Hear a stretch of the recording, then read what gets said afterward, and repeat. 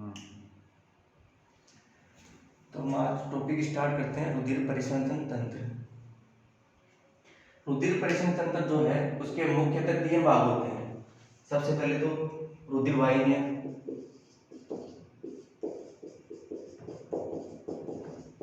दूसरा आता है इसमें रक्त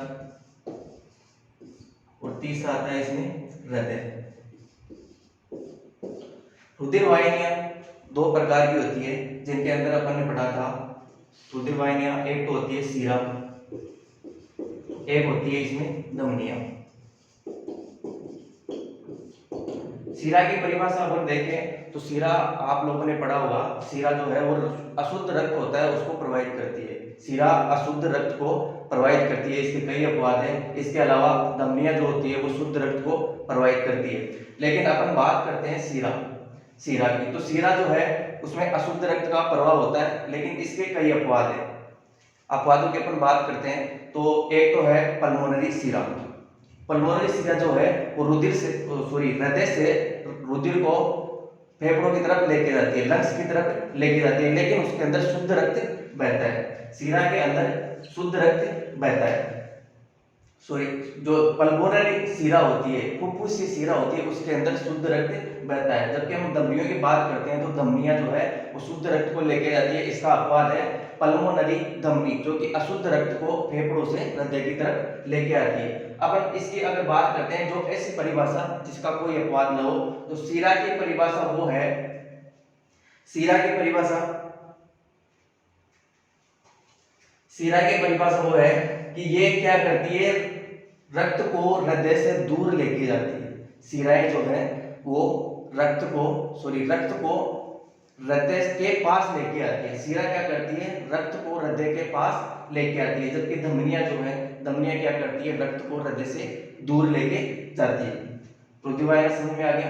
तो शिरा क्या करती है, शिरा जो है इसमें अशुद्ध रक्त बहता है। इसके अलावा ये क्या करती है, रक्त को हृदय के पास लेके आती है। अंगों से क्या होती है, अंगों से शरीर के विभिन्न प्रकार के अंगों से कलेक्ट करके रक्त को एकत्रित करके कहाँ लेके आती है, हृदय की तरफ लेके आती है।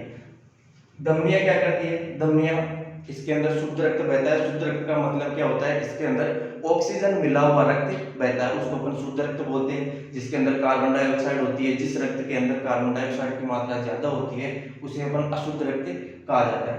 तो शिरा जो है वो अशुद्ध रक्त का प्रवाह करती है, जबकि धमनियां जो है वो शुद्ध रक्त का प्रवाह करती है। शिराएं जो है वो रक्त को अंगों से हृदय की तरफ लेके आती है, जबकि जो धमनियां होती है वो रक्त को हृदय से दूर लेके जाती है। रक्त की बात करते हैं तो रक्त के विभिन्न प्रकार के संगठन होती है, जिसके अंदर प्लाज्मा पाया जाता है, प्लाज्मा हो गया। ये कितना 55% तक इसमें प्लाज्मा होता है। प्लाज्मा में विभिन्न प्रकार की प्रोटीन्स होती है, वाटर होता है, लगभग 90 से 92% तक इसमें पानी होता है। इसके अलावा बाकी जो प्रोटीन्स होती है, विभिन्न प्रकार की प्रोटीन्स। इसके अलावा रक्त के अंदर प्लाज्मा के अलावा क्या होती है, रक्त कोशिकाएं,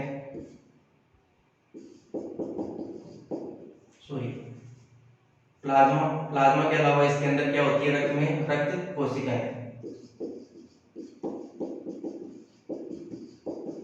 रक्त कोशिकाएं ये होती है 45% के आसपास, 45% के आसपास, जिसमें रक्त कोशिकाओं में क्या क्या आती है, इसके अंदर आरबीसी आती है, डब्ल्यूबीसी आती है और प्लेटलेट्स। इनका सबका कार्य अलग अलग होता है। रक्त के अंदर जो कोशिकाएं पाई जाती है इनका सबका कार्य अलग अलग होता है। आरबीसी की बात करें तो ये ऑक्सीजन को ऊतकों तक पहुंचाने का काम करती है। लंग्स से यानी कि फेफड़ों से जो अंग होते हैं, ऊतक होते हैं, कोशिकाएं होती है, वहां तक पहुंचाने का काम, वो ऑक्सीजन को वहां तक पहुंचाने का काम कौन करती है, आरबीसी। डब्ल्यूबीसी होती है, डब्ल्यूबीसी अपने शरीर के प्रतिरक्षक तंत्र का निर्माण करती है, इम्यूनिटी का निर्माण करती है। प्लेटलेट्स होती है, उसका कार्य अलग होता है, ये रक्त का थक्का बनाने का कार्य करती है। कहीं भी चोट लगती है तो वहां पर रक्त का थक्का बनाने में सहायता कौन करती है, प्लेटलेट्स। अब अपन बात करते हैं हृदय की। रुधिर परिसंचरण तंत्र जो है उसके अंदर जो हृदय होता है उसका मुख्य योगदान होता है। अपन ने रुधिर वाहिनियां पढ़ ली, रक्त अपन ने पढ़ लिया, हृदय की अपन बात करते हैं। तो जो हृदय है ये मांसपेशियों से मिलके बना होता है। हृदय क्या होता है? मांसपेशियों से मिलके बना होता है, जिसके अंदर कर्मानुकुंचन संकुचन पाए जाते हैं, लयबद्ध संकुचन जिसमें पाए जाते हैं, जो एक प्रकार से इसकी क्या होती है? हार्ट बीट कहलाती है। हार्ट बीट कहलाती है। हृदय की हार्ट बीट क्या होती है? इसके अंदर क्या होता है? क्रमबद्ध रूप से, लयबद्ध और क्रमबद्ध रूप से इसमें संकुचन चलते रहते हैं। हृदय के अंदर संकुचन चलते रहते हैं, जिसे क्या कहा जाता है? हार्ट बीट कहा जाता है। अपन बात करते हैं रुधिर परिसरण तंत्र की। तो रुधिर परिसरण तंत्र जो है वो शरीर के अंदर क्यों आवश्यक है? रुधिर परिसरण तंत्र है वो शरीर के अंदर आवश्यक क्यों है? रुधिर परिसरण तंत्र आवश्यक इसलिए है क्योंकि ये क्या करता है? ग्लूकोज, जो भी कोशिका के लिए जो भी आवश्यक पदार्थ होते हैं उनका आवागमन करता है, उनको एक जगह से दूसरी जगह ले जाने का काम कौन करता है?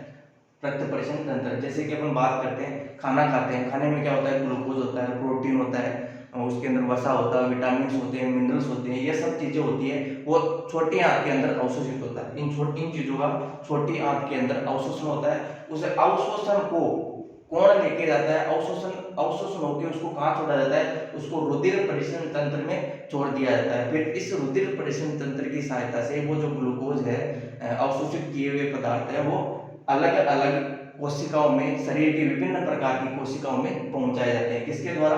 रुधिर परिसरण तंत्र के द्वारा। इसके अलावा ये कार्बन डाइऑक्साइड, ये CO2 तथा O2, कार्बन डाइऑक्साइड तथा ऑक्सीजन का परिवहन करने में भी सहायक होते हैं। जो लंग्स होते हैं, लंग्स क्या करते हैं? कार्बन डाइऑक्साइड को बाहर निकालते हैं, इसके अलावा ऑक्सीजन को शरीर के अंदर लेते हैं। तो वहां से भी रुधिर परिसरण तंत्र होता है, वो फेफड़ों से इन ऑक्सीजन को कलेक्ट करता है और विभिन्न प्रकार की कोशिकाओं तक पहुंचाता है। इसके अलावा कार्बन डाइऑक्साइड ऊतकों के अंदर उत्पन्न होती है। एक उपापचय के द्वारा, मेटाबॉलिक क्रियाओं के द्वारा कार्बन डाइऑक्साइड का निर्माण होता है, जिसको शरीर से बाहर निकालना होता है। ये क्या करती है? रुधिर के अंदर घुल के फेफड़ों तक जाती है और फेफड़ों के द्वारा ये बाहर निकाल दी जाती है। इसके अलावा रुधिर परिसरण तंत्र जो होता है, इसका एक काम होता है कि ये शरीर के तापमान को नियमित रखता है। शरीर का तापमान नियमित रखने में भी इसके सहायता करता है। शरीर का तापमान कैसे? जैसे कि शरीर का सर्कुलेशन होता है, सॉरी, जो रक्त का सर्कुलेशन होता है, रक्त वाहिनी में मैंने बताया जो शिरा और धमनियां जो होती है, उनके अंदर रक्त का जो होता है प्रवाह होता है, रक्त का सर्कुलेशन होता है। उस सर्कुलेशन की वजह से शरीर के अंदर हीट उत्पन्न होती है और वो हीट जो है वो अपने शरीर के तापमान को नियमित रखने का काम करती है। ये तो हो गए रुधिर परिसरण तंत्र के कार्य। इसके अलावा रुधिर परिसरण तंत्र के भाग, रुधिर परिसरण तंत्र में रुधिर वाहिनियां जो होती है, या इनको रक्त वाहिनियां भी बोलते हैं। शिरा और धमनियां जो होती है, शिरा होती है वो अशुद्ध रक्त का प्रवाह करती है, धमनियां होती है वो शुद्ध रक्त का प्रवाह करती है। इसमें मैंने आपको अपवाद बताया, शिरा जो है वो अशुद्ध रक्त का प्रवाह करती है, लेकिन इसका एक अपवाद है पल्मोनरी शिरा, यानी फुफ्फुसीय शिरा जिसको बोलते हैं, वो क्या करती है? वो शुद्ध रक्त का प्रवाह करती है। फुफ्फुसीय शिरा जो है वो शुद्ध रक्त का प्रवाह करती है। इसका अपवाद है किसका? शिरा अशुद्ध रक्त का प्रवाह करती है, लेकिन एक अपवाद कौन सा है? फुफ्फुसीय शिरा, जो अशुद्ध रक्त का प्रवाह न करके वो शुद्ध रक्त का प्रवाह करती है। धमनियां क्या होती है? जो शुद्ध रक्त का प्रवाह करती है, मतलब हृदय से दूर लेके जाती है, रक्त को हृदय से दूर लेके जाती है। धमनियां शुद्ध रक्त का प्रवाह करती है, शुद्ध रक्त का प्रवाह करती है। इसका एक अपवाद है फुफ्फुसीय धमनी। फुफ्फुसीय धमनी क्या करती है? शुद्ध रक्त का प्रवाह न करके वो अशुद्ध रक्त का प्रवाह करती है। वो किस प्रकार करती है आगे अपन पढ़ेंगे, जब हृदय के स्ट्रक्चर पढ़ेंगे तो वहां मैं आपको बताऊंगा कि अशुद्ध रक्त का प्रवाह कौन सी धमनी करती है और शुद्ध रक्त का प्रवाह कौन सी शिरा करती है। तो इसका अपवाद है, आगे बताऊंगा। अगर एग्जाम में आपके अगर परिभाषा आती है, इसकी डेफिनेशंस आती है, तो डेफिनेशंस में आपको लिखना होगा, एक शिरा की परिभाषा इस प्रकार लिखनी होगी कि ये क्या करती है? रक्त को हृदय के पास लेके आती है। इसका कोई अपवाद नहीं है। शिरा रक्त को हृदय के पास लेके आती है। धमनियां जो होती है वो रक्त को हृदय से दूर लेके जाती है। सही? धमनियां क्या होती है? रक्त को हृदय से दूर लेके जाती है। रक्त इसमें हो गया, प्लाज्मा 55%, रक्त कोशिकाएं इसमें 45% होती है, आरबीसी, डब्ल्यूबीसी, प्लेटलेट्स इसमें रक्त कोशिकाएं पाई जाती है।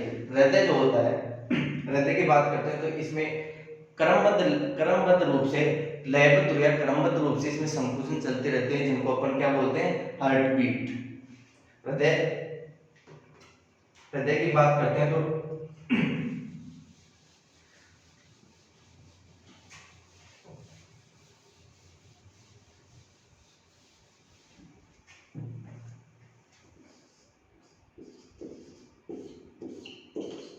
हृदय हृदय होता है, वो मनुष्य का हृदय 4 कक्षों से मिलकर बना होता है। मनुष्य का छोड़ो, जितने भी कशेरुक जीव होते हैं, कशेरुक जीव जितने भी होते हैं, जैसे कि अपन बात करते हैं रूमिनेट्स की बात करते हैं, मनुष्य की बात करते हैं, तो या नॉन रूमिनेट्स की बात करते हैं, तो उनमें जो हृदय होता है वो 4 कक्षीय होता है।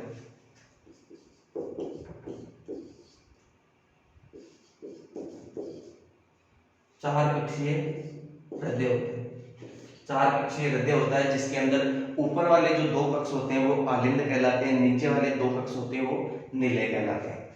अपन इसकी अगर डेफिनेशंस की बात करें, सॉरी, इसके अगर स्ट्रक्चर की अपन बात करते हैं, तो स्ट्रक्चर में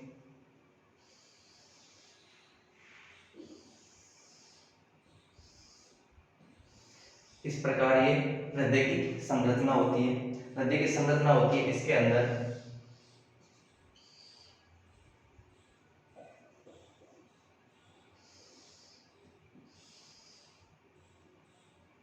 इस प्रकार की हृदय की संरचना होती है। इसके अंदर जो ऊपर वाले 2 कक्ष हैं, मैंने आपको बताया 4 कक्षीय हृदय होता है, इसमें ऊपर वाले जो 2 कक्ष हैं वो क्या कहलाते हैं, आलिंद। क्या कहलाते हैं, आलिंद।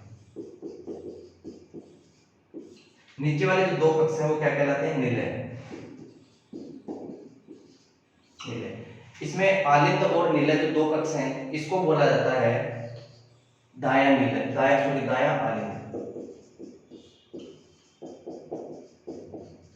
इसको बोला जाता है दाया आलिंद, इसको बोला जाता है बाया आलिंद, इसको बोला जाता है बाया आलिंद, इसको बोला जाता है बाया निलय, इसको बोला जाता है दाया निलय। अब आप लोग सोच रहे होंगे कि ये जो कक्ष है ये राइट साइड में दाईं तरफ पे, लेकिन इसको नाम बायां क्यों दिया। आप ये सोच रहे होंगे ये बाईं तरफ पे, लेकिन इसको नाम दायां क्यों दिया। तो इसमें आप देखो कि इस हिसाब से देखो, अब मेरे हिसाब से देखो, इसका दाईं तरफ जो कक्ष है उसको मैंने दायां नाम दिया, तो दाईं मेरा दायां हाथ है, जो मेरा दायां हाथ है उसके हिसाब से मैंने इसको क्या कहा, दायां कक्ष हो गया। इधर वाले जो पार्ट है मेरे बाएं हाथ की तरफ है, इसको बायां कक्ष कहा जाता है। तो इस प्रकार से बाएं आलिंद, दायां निलय और दायां आलिंद और बायां आलिंद, दायां निलय और बायां निलय, यह हो गई स्ट्रक्चर। ये 4 कक्ष होते हैं हृदय के अंदर। हृदय के अंदर 4 कक्ष होते हैं। अब हम बात करते हैं जो दायां निलय दायां आलिंद जो है, शरीर का सारा जितने भी महाशिरा होती है, एक होती है महाशिरा, एक होती है महाधमनी। अब आप यहाँ पे ध्यान रखना, महाशिरा क्या होती है। महाशिरा जो होती है, शिरा का काम क्या है, मैंने आपको बताया था शिरा का काम क्या है, ये रक्त को हृदय के पास लेके आती है। शिरा का काम क्या है, ये रक्त को हृदय के पास लेके आती है, या अपन ऐसे कह सकते हैं कि ये शुद्ध अशुद्ध रक्त का प्रवाह करती है। मतलब जो दायां आलिंद है, यहाँ 2 प्रकार की महाशिरा है, एक तो अग्र महाशिरा, एक होती है पश्च महाशिरा। अग्र महाशिरा और एक है पश्च महाशिरा। अग्र महाशिरा और पश्च महाशिरा। अग्र महाशिरा जो होती है वो क्या करती है, शरीर के आगे वाले पाद और ऊपर का जो हिस्सा है, जैसे कि अपन बात करते हैं हेड की बात करते हैं, अग्रपादों की बात करते हैं, उनसे रक्त का कलेक्शन करती है, रक्त को इकट्ठा करती है और किसमें छोड़ती है, दायां आलिंद के अंदर। अग्र महाशिरा आगे वाले हिस्से का, अपने शरीर के आगे वाले हिस्से का रक्त एकत्रित करके कहाँ छोड़ती है, दाएं आलिंद में। इसके अलावा पश्च महाशिरा जो होती है वो पीछे वाले पैरों का या पूंछ का जो हिस्सा होता है वहां से रक्त का संग्रह करती है और किसमें छोड़ती है, दाएं आलिंद में। जैसे कि अपन बात करते हैं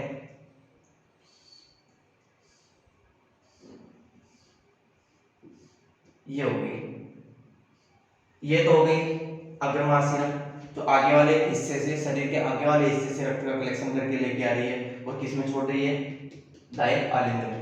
ये हो गई पश्चिमाशिरा, ये हो गई पश्चिमाशिरा, जो शरीर के पीछे वाले भाग जैसे कि पूंछ या पश्चपाद, पीछे वाले जो पैर होते हैं वहां से रक्त का संग्रह करती है और कहाँ छोड़ती है, किस में अंदर छोड़ती है, दाएं आलिंद के अंदर, दाएं आलिंद के अंदर छोड़ती है। इसके बाद में क्या होता है, एक होता है कोरोनरी साइनस, एक क्या होता है कोरोनरी साइनस।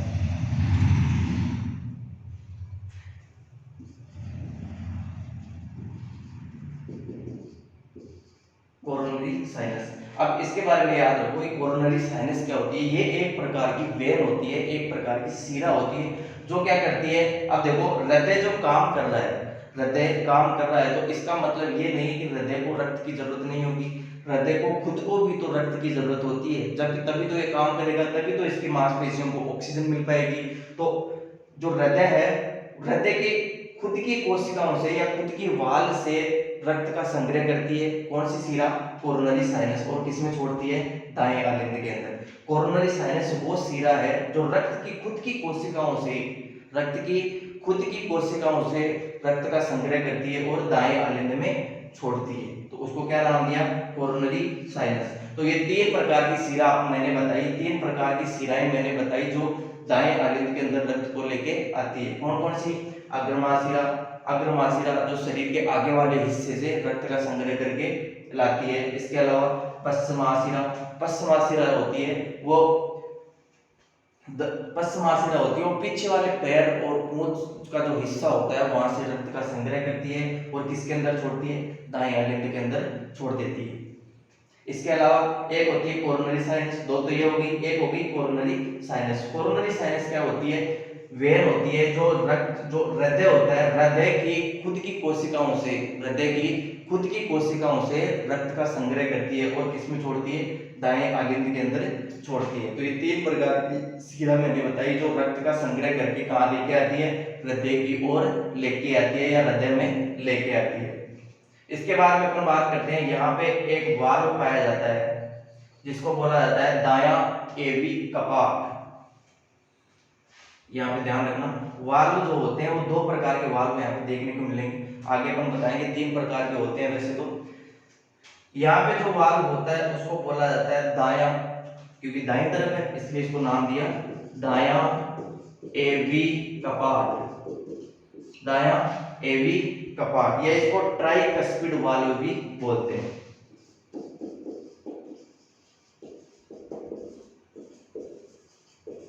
ट्राइकस्पिड वाल्व इसको बोलते हैं, ट्राइकस्पिड वाल्व या इसको दायां एवी कपाट। ये यहाँ पे कपाट होता है, जब रक्त संग्रह होता है, यहाँ पे रक्त आ रहा होता है उस समय ये बंद होता है। इसके बंद होने के बाद क्या होता है, यहाँ पे रक्त का संग्रह हो गया, दाएं आलिंद में रक्त का संग्रह हो गया। अब जैसे ही रक्त का संग्रह होता है तो ये कपाट जो है वो खुल जाता है, दायां एवी कपाट है वो खुल जाता है, जिसको ट्राइकस्पिड वाल्व बोला है अपन ने। तो ये वाल्व खुल जाता है और जो रक्त है वो जो अशुद्ध रक्त है, यहाँ पे कौन सा रक्त संग्रह हुआ है, कौन से रक्त का यहाँ पे संग्रह हुआ है, अशुद्ध रक्त का,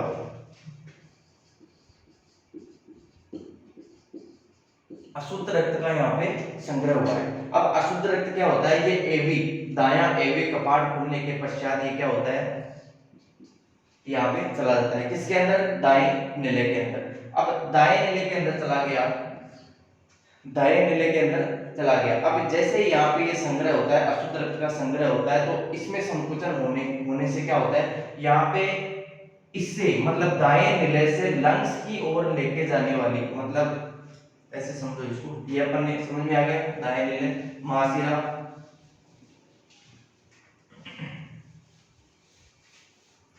अब यहाँ पे ये क्या है, लंग्स है,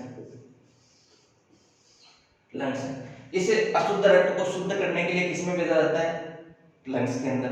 अशुद्ध रक्त को शुद्ध करने के लिए किसमें भेजा जाता है, लंग्स के अंदर। तो यहाँ पे जैसे ही दाएं नीले के अंदर, दाएं नीले के अंदर रक्त क्या होता है, रक्त एकत्रित होता है इस दाएं नीले में, दाएं नीले में रक्त का संग्रह होता है। तो ये रक्त क्या होता है, ये रक्त क्या करता है, सॉरी ये जो दायां नीला है, इससे एक क्या होती है, धमनी निकलती है, एक धमनी निकलती है जिसको अपन ने नाम दिया फुफ्फुसीय धमनी। फुफ्फुसीय धमनी जो मैंने आपको अपवाद बताई थी, एक धमनी मैंने अभी आपको अपवाद बताई थी, एक है सीरा जिसको फुफ्फुसीय सीरा कहा जाता है, मैंने आपको अपवाद बताया था। तो ये जो है ये क्या कहलाती है, फुफ्फुसीय धमनी, जो किससे जुड़ी होती है, एक तरफ जुड़ी होती है ये लंग्स से, फेफड़ों से, और दूसरी तरफ किससे जुड़ी होती है, दाएं नीले से। ये अशुद्ध रक्त जैसे ही यहाँ पे एकत्रित होता है, ये एवी कपाट खुलते हैं, दायां एवी कपाट है जिसको ट्राइकस्पिड वाल्व बोला जाता है, वो खुलते हैं। खुलने के बाद जो रक्त है वो दाएं नीले में संग्रहित हो जाता है, जो रक्त है वो दाएं नीले में संग्रहित हो जाता है। इस दाएं नीले में संग्रहित होने के बाद जो रक्त है उसको फेफड़ों तक पहुंचाया जाता है, किसकी सहायता से, इसमें संकुचन होगा, तो इसमें संकुचन होगा तो यहाँ पे ये क्या करता है, रक्त इसके अंदर फुफ्फुसीय धमनी से होता हुआ किसमें जाता है, लंग्स में, फेफड़ों में जाता है। इसको फुफ्फुसीय धमनी है, मैंने अभी आपको बताया जो धमनी होती है वो शुद्ध रक्त का प्रवाह करती है, लेकिन यहाँ पे ये अपवाद है, धमनी शुद्ध रक्त का प्रवाह करती है, इसकी परिभाषा, धमनी की परिभाषा है, लेकिन उसका अपवाद मैंने आपको बताया था फुफ्फुसीय धमनी। देखो ये अशुद्ध रक्त है, यहाँ भी कौन सा होगा, अशुद्ध रक्त होगा, यहाँ अशुद्ध रक्त होगा, तो इसमें कौन सा रक्त प्रवाह हो रहा है, अशुद्ध रक्त का प्रवाह हो रहा है, अशुद्ध रक्त का प्रवाह हो रहा है। लेकिन नाम क्या दिया इसको, फुफ्फुसीय धमनी, क्योंकि इसकी जो संरचना होती है वो धमनी के समान होती है, इसकी जो संरचना होती है वो धमनी के समान होती है, लेकिन ये जो प्रवाह कर रही है वो अशुद्ध रक्त का प्रवाह कर रही है। अब लंग्स कहां पहुंच गया, सॉरी जो रक्त है वो कहां पहुंच गया, रक्त कहां पहुंच गया, लंग्स के अंदर। अब लंग्स के अंदर क्या होता है, यहाँ पे जो इसमें मिली हुई कार्बन डाइऑक्साइड है उसको बाहर निकाल लिया जाता है, और उसके साथ उसमें ऑक्सीजन को, O2 को यहाँ पे मिला दिया जाता है। इसको मिलाने के बाद इसको एक सीरा आती है जो किसमें मिलती है, दाएं बाएं आलिंद में, इसको अपन ने नाम दिया था बायां आलिंद, बायां आलिंद, क्या नाम दिया था इसको, बायां आलिंद। अब जो लंग्स है, लंग्स के अंदर ऑक्सीजन मिला दी गई, मतलब रक्त को शुद्ध कर दिया गया, यहाँ से यहाँ दाएं आलिंद के अंदर अशुद्ध रक्त आया था, उसको एवी कपाट खुलने के बाद इसको कहाँ भेजा गया, दाएं नीले के अंदर भेजा गया, दाएं नीले से फुफ्फुसीय धमनी के द्वारा रक्त किसमें पहुंचा, लंग्स के अंदर पहुंचा। अब लंग्स के अंदर इसको कार्बन डाइऑक्साइड जो है वो बाहर निकाल दी जाती है और ऑक्सीजन इसमें मिला दी जाती है। तो इसका मतलब हो गया जो लंग्स से जो रक्त निकला है वो शुद्ध रक्त है, मतलब उसमें ऑक्सीजन की मात्रा ज्यादा है और कार्बन डाइऑक्साइड की मात्रा कम है, तो ये शुद्ध रक्त हो गया। इसके अंदर कौन सा रक्त था, अशुद्ध रक्त, जिसके अंदर कार्बन डाइऑक्साइड मिली हुई थी। यहाँ पे कौन सा रक्त है, शुद्ध रक्त, जिसके अंदर ऑक्सीजन की मात्रा ज्यादा है और कार्बन डाइऑक्साइड की मात्रा कम है, इसलिए इसको शुद्ध बोला जाता है। अब देखो यहाँ पे मैंने इसको नाम दिया फुफ्फुसीय सीरा, फुफ्फुसीय सीरा, फुफ्फुसीय सीरा। देखो शुद्ध रक्त और नाम क्या है, सीरा, यहाँ पे अशुद्ध रक्त और नाम क्या है, धमनी। मैंने आपको परिभाषा बताई थी, धमनी की परिभाषा क्या होती है, जो शुद्ध रक्त का प्रवाह करती है, लेकिन उसका अपवाद बताया था फुफ्फुसीय धमनी, क्योंकि यहाँ पे अशुद्ध रक्त बह रहा है। अब यहाँ पे देखो सीरा क्या होती है, सीरा होती है जो अशुद्ध रक्त का प्रवाह करती है, सीरा क्या होती है, जो अशुद्ध रक्त का प्रवाह करती है, वो सीरा कहलाती है। तो इसमें देखो यहाँ पे कौन सा रक्त बह रहा है, शुद्ध रक्त बह रहा है, और यहाँ पे नाम आ रहा है सीरा। तो मैंने आपको एक अपवाद भी बताया था, सीरा का अपवाद बताया था। सीरा की परिभाषा क्या है, जो अशुद्ध रक्त का प्रवाह करती है, लेकिन इसका अपवाद मैंने आपको बताया था फुफ्फुसीय सीरा, जो अशुद्ध रक्त का प्रवाह न करके शुद्ध रक्त का प्रवाह कर रही है, जो लंग्स से यानी कि फेफड़ों से रक्त को कहां लेके आ रही है, दाएं आलिंद के अंदर, सॉरी बाएं आलिंद के अंदर यहाँ पे लेके आ रही है। यहाँ पे कौन सा रक्त है, शुद्ध रक्त, यहाँ पे शुद्ध रक्त। अब ये जो शुद्ध रक्त होता है ये बाएं आलिंद के अंदर एकत्रित हो जाता है। इसको एकत्रित होने के बाद जो बायां आलिंद जो है वो पूरी तरह भर जाता है रक्त से, शुद्ध रक्त से। तो यहाँ पे भी एक कपाट पाया जाता है, एक वाल्व पाया जाता है, जिसको बोला जाता है बायां एवी कपाट, बायां एवी कपाट, या इसको मिट्रल कपाट भी बोला जाता है। मिट्रल कपाट भी बोला जाता है। क्या बोला जाता है इसको? मिट्रल कपाट भी बोला जाता है।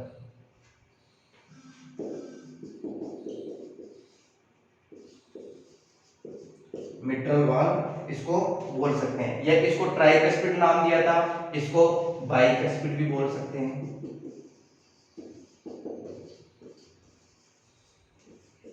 इसको क्या बोल सकते हैं? बाइकस्पिड वाल्व भी बोल सकते हैं। तो ये जो वाल्व है, ये वाल्व कहाँ पाया जाता है? ये तो दाईं तरफ पाया जाता है, लेकिन जो बायां एवी कपाट, मिट्रल कपाट, ये कई बार एग्जाम में पूछा जाता है। ध्यान रखना कि जो मिट्रल कपाट होता है वो कौन सी साइड में पाया जाता है? बाएं आलिंद और बाएं निलय के बीच में जो कपाट पाया जाता है, बायां आलिंद और ये हो गया बायां निलय। तो बायां आलिंद और बाएं निलय के बीच में जो कपाट पाया जाता है उसको बोला जाता है मिनरल कपाट, या इसको बाइकस्पिड कपाट, बाइकस्पिड वाल्व बोल सकते हैं। एग्जाम में ऐसे भी पूछा जा सकता है कि जो दाएं आलिंद और दाएं निलय के बीच में जो कपाट पाया जाता है उसको क्या बोला जाता है? Tricuspid valve. समझ में आ गया? तो ये अब हम बात करते हैं यहाँ पे शुद्ध रक्त। जब बाएं आलिंद के अंदर शुद्ध रक्त भर जाता है, इसके अंदर ये फुल हो जाता है, तो इसके बाद में कौन सा वाल्व खुलता है? मिनरल कपाट। मिनरल कपाट, सॉरी मिट्रल कपाट, या इसको बाइकस्पिड कपाट भी बोला जाता है। मिट्रल या बाइकस्पिड कपाट यहाँ पे क्या होता है? यहाँ पे ये खुल जाता है, ये बनने के बाद यहाँ पे खुल जाता है। इसके बाद में रक्त जो है वो बाएं आलिंद से होते हुए बाएं निलय में आ जाता है।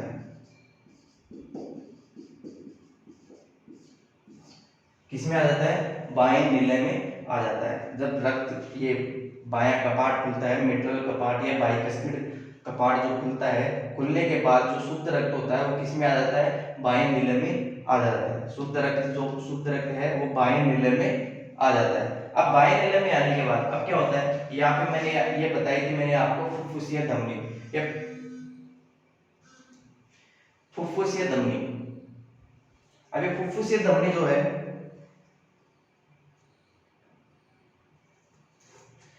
फुफ्फुसीय धमनी के एक यहाँ पे एक कपाट पाया जाता है जिसको बोला जाता है अर्धचंद्राकार कपाट। यहाँ पे क्या एक कपाट पाया जाता है, एक वाल्व पाया जाता है जिसको बोला जाता है अर्धचंद्राकार कपाट। इसको बोला जाता है अर्धचंद्राकार कपाट। अब ये अर्धचंद्राकार कपाट होता है। अब यहाँ पे कौन सी फुफ्फुसीय धमनी पाई जाती है? जो रक्त को, अशुद्ध रक्त को कहाँ लेकर जाती है? लंग्स की तरफ। अब जैसे ये शुद्ध रक्त जो है, शुद्ध रक्त किसमें पहुंचता है? बाएं आलिंद में। तो बाएं आलिंद में ये जो रक्त है इसको फिर एक महाधमनी के द्वारा, इसको बोला जाता है महाधमनी। महाधमनी के द्वारा इस शुद्ध रक्त को शरीर के विभिन्न हिस्सों में पहुंचाया जाता है। इस महाधमनी के द्वारा इस शुद्ध रक्त को, जहाँ पे बाएं आलिंद से बाएं निलय में जो रक्त आया है शुद्ध होके, फेफड़ों से शुद्ध होके आया है बाएं निलय के अंदर। अब बाएं निलय के अंदर यहाँ पे बाएं निलय में जुड़ी होती है एक महाधमनी जिसको बोला जाता है महाधमनी, जो क्या करती है? यहाँ से शुद्ध रक्त को विभिन्न शरीर के विभिन्न भागों में पहुंचाती है। कौन सी? महाधमनी। यहाँ पे भी एक कपाट पाया जाता है जिसको नाम दिया जाता है अर्धचंद्राकार कपाट। इसको भी क्या नाम दिया जाता है? अर्धचंद्राकार कपाट। इसको भी क्या नाम दिया जाता है? अर्धचंद्राकार कपाट नाम दिया जाता है। यहाँ पे भी अर्धचंद्राकार कपाट पाया जाता है, यहाँ पे भी अर्धचंद्राकार कपाट पाया जाता है। ये सर्कुलर समझ में आ गया। अब अपन बात दोबारा एक बार और समझा देता हूँ इसको। सबसे पहले तो ये क्या है? दायां आलिंद। दायां आलिंद है। दाएं आलिंद में जितना भी शरीर का जो रक्त है, अशुद्ध रक्त है, जो कार्बन डाइऑक्साइड मिला हुआ रक्त है, वो किसमें आके एकत्रित होता है? जो हृदय का कौन सा वो भाग है, कौन सा भाग है जिसमें आके एकत्रित होता है? दायां आलिंद। यहाँ पे अशुद्ध रक्त एकत्रित हो जाता है। मैंने आपको 3 शिराएं बताई थी। एक तो होती है अग्र महाशिरा, जो शरीर के आगे वाले हिस्से से क्या करती है? रक्त का संग्रह करती है। और इसके अलावा एक होती है पश्च महाशिरा। पश्च महाशिरा शरीर के पीछे वाले भाग, मूंछ और पीछे वाले पैरों से जो रक्त का संग्रह करती है और किसमें छोड़ती है? दाएं आलिंद के अंदर। इसके अलावा एक होती है कोरोनरी साइनस। एक कोरोनरी साइनस होती है, वेन होती है, जो क्या करती है? हृदय का खुद का रक्त कलेक्ट करके किसमें छोड़ती है? दाएं आलिंद के अंदर। अब दाएं आलिंद में जब रक्त का संग्रह हो जाता है, तो इसको कहाँ पहुंचाया जाता है, दाएं नीले के अंदर। अब इस दाएं नीले के अंदर पहुंचा दिया जाता है किसके द्वारा, ये दायां एवी कपाट, या इसको बोला जाता है ट्राइकस्पिड कपाट, इसके द्वारा दाएं नीले में इसको पहुंचा दिया जाता है। अब दाएं नीले से फुफ्फुसीय धमनी, जो फुफ्फुसीय धमनी है वो दाएं नीले से रक्त को एकत्रित करके कहाँ लेके जाती है, दाएं नीले से रक्त को एकत्रित करके कहाँ लेके जाती है, फेफड़ों के अंदर लेके जाती है, जहाँ पे कार्बन डाइऑक्साइड को शरीर से बाहर निकाल दिया जाता है और बाहरी वातावरण से ऑक्सीजन लेके रक्त में मिला दिया जाता है। अब रक्त में मिलने के बाद इसको फेफड़ों से फुफ्फुसीय शिरा के द्वारा उस शुद्ध रक्त को, अभी यहाँ पे शुद्ध हो गया, यहाँ पे अशुद्ध था कार्बन डाइऑक्साइड के, जैसे ये लंग्स से होकर गुजरता है ये शुद्ध हो जाता है, तो इस शुद्ध रक्त को फुफ्फुसीय शिरा के द्वारा बाएं आलिंद में पहुंचाया जाता है। अब बाएं आलिंद से होते हुए एक इसको पहुंचा जाता है, बाएं नीले में पहुंचा दिया जाता है। रक्त को बाएं नीले में पहुंचा दिया जाता है किसके द्वारा, बायां एवी कपाट या मिट्रल कपाट, इसको बाइकस्पिड वाल्व भी बोल सकते हैं, इसके द्वारा बाएं नीले में पहुंचा दिया जाता है। अब बाएं नीले से एक महाधमनी निकलती है जो शरीर के विभिन्न प्रकार के कोशिकाओं में विभिन्न अंगों में रक्त का प्रवाह करती है। तो इस प्रकार ये सर्कुलेशन चलता रहता है। जो हृदय है वो एक प्रकार से पंप की तरह कार्य करता है।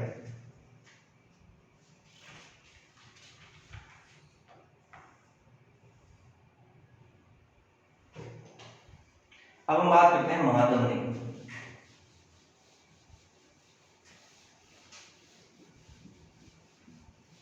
इसकी बात करें, महाधमनी जो बाएं नीले से शुद्ध रक्त को शरीर के विभिन्न भागों तक पहुंचाती है, तो ये 3 प्रकार से विभक्त हो जाती है। आगे जाके महाधमनी जो है वो 3 प्रकार से विभक्त हो जाती है।